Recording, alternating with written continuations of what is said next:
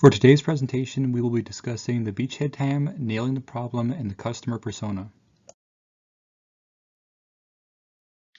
Based on the interviews conducted in Module 3 and the conclusions we have come about as a team, we built a customer persona to help us internalize the ideal customer we're trying to attract and relate to. Meet Amy. She's a 21-year-old from Toronto, Ontario. She's single and is part of the Mississauga neighborhood. Her annual income falls at around $60,000 a year. She's a student at the Ryerson University studying interior design. She's in her third year and because of COVID has been studying online for the last year. However, finding materials has been hard and being home has been extremely nerve-wracking and boring. She therefore spends a lot of time on social media, scrolling through Facebook or Instagram. She was also trying to find ways to reduce her carbon footprint after taking a very important course on sustainability last winter.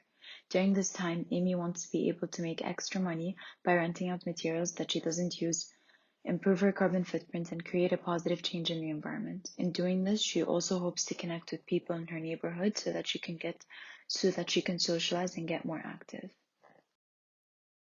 Amy has many interests and showed common objectives aligned with the rest of our interviewees.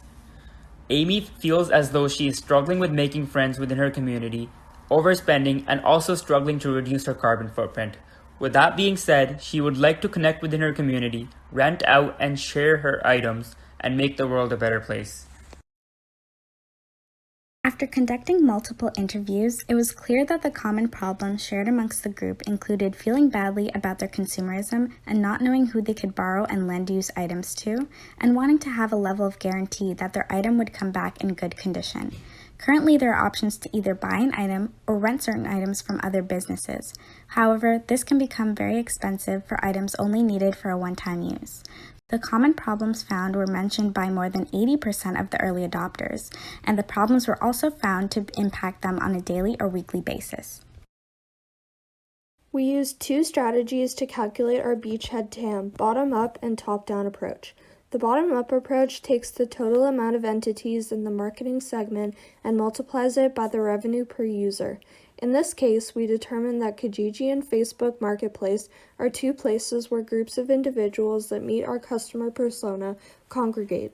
Of the 2 million Kijiji users and the 900,000 Facebook Marketplace users, only 10% are identified as our customer persona. Kijiji users spend $150 annually, and Facebook Marketplace users spend $100 annually.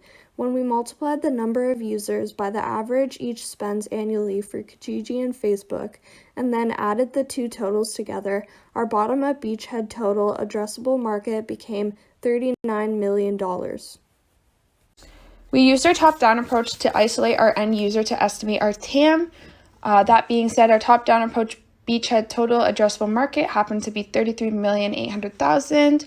Using a sanity check, we do see that both these numbers, top-down approach and bottom-up approach, are reasonably close.